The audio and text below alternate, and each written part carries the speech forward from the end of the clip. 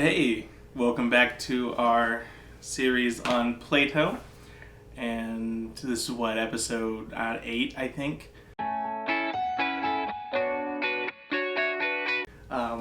New background, hopefully it's a little easier just a little easier on the eyes, Today we'll be talking about complementary friendship.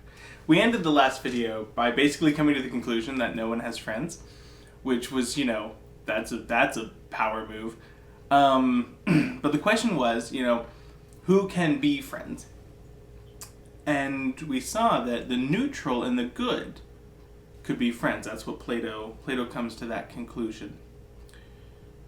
But then it's sort of a self-defeating conclusion, because if no one's truly good, perfect, without flaw, then that sounds like there are no friends. Because if friendship only exists between the neutral and the good, and there are no good, there are no friends. And he's unsatisfied with this. The dialogue ends with them basically saying, no, that can't be, but then the dialogue ends and they don't have the opportunity to discuss it any further. Here's a little bit further in the discussion. Socrates points out that the two young men that he's talking to, Lysis and Menexenus, are complementary. What one has, the other lacks, and they make up for that in each other. The most striking line where this happens is that Socrates says something, mildly profound. And Lysis, it says, and Lysis was silent with, awe. Menexenus shouts for joy. And so you see the complementary, they're different. They're different people. And I think this brings us into the real possibility of what a friendship is. And it's this mutual benefit, this mutual enrichment between the two.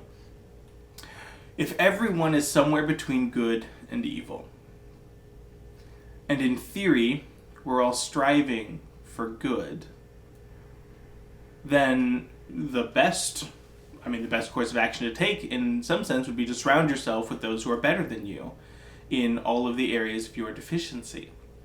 But what's neat about humans is that where I am weak and deficient, another person is probably strong. But in the same way, I might be strong in an area where they are weak or deficient. And so our friendship, when lived out in the fullest, is a mutual enrichment. They grow from, interacting with me, and I grow from interaction with them. It is the workaround if only the neutral and the good can be friends.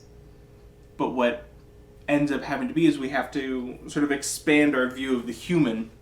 A human's not a static, here's the level everything's at. They're very complex. We are very complex. And far too complex to even be considered a puzzle, because a puzzle is something you try to solve and fix.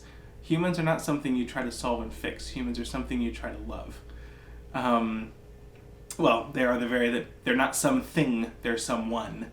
And that is, an infinite difference. And so friendship can come around from this mutual benefit and things like that. And if it stays there, that's fine. There are people that you can just be mutually benefited for, You don't have to spend every waking minute or even enjoy every waking minute with someone. If you have something that you can help them with and they have something you can help them with, and you're kind of friends in one sense. I really should get on a video of Aristotle's 3 kinds of friendship. Maybe I take a quick break from Plato a week and just do one, or maybe I do a side project. We'll see. But it can start there. Does it end there? It can. I wouldn't call those people best friends, but I wouldn't not call them friends at all. But can you go anywhere from there. Is there more to friendship than just mutual benefit? Well, I think so. And in fact, I think every human thinks so, even if we're not sure what it is. All of us have this innate sense that there's more than just utilitarian benefit. And it's the search for that I think really helps drive relationships deeper.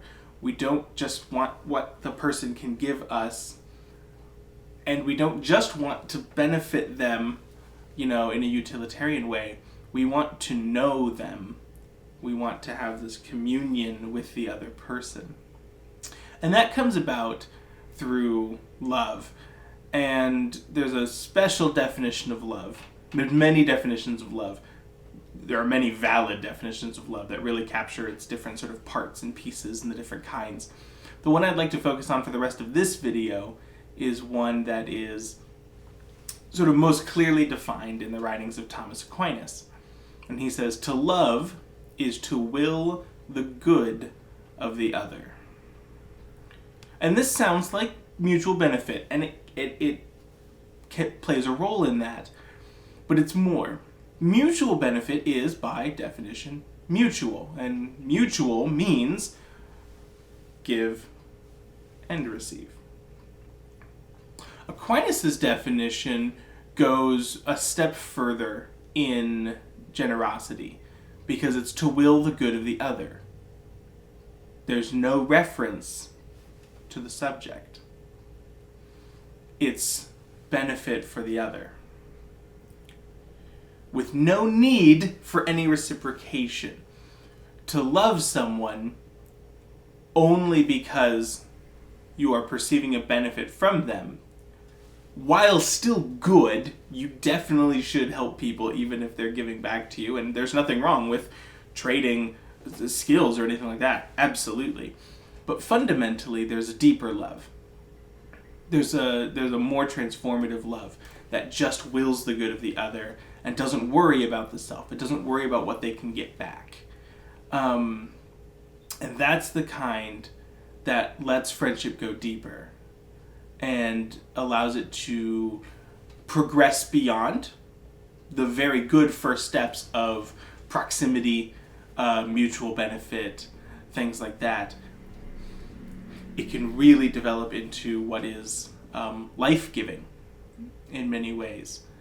And so this video's gone a couple places.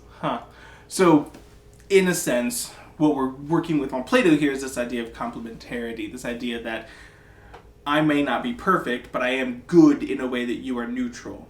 And remember, neutral is something that is not good, but it isn't utterly corrupt, and so it still desires good. That's what we mean by neutral. Probably should have defined that earlier.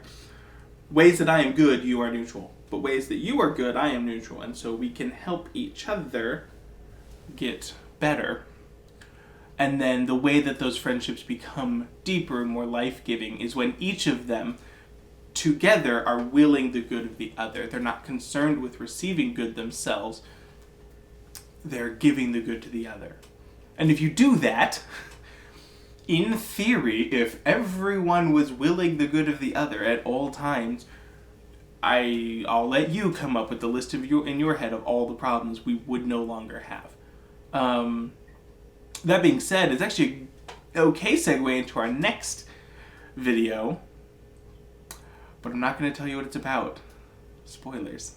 Thank you so much for joining me in this series on Plato. If you'd like to see the next video in this series, go ahead and click right up there. If you missed it and want to see the previous video in this series, click over there. And if you like this content and want to see more, consider subscribing.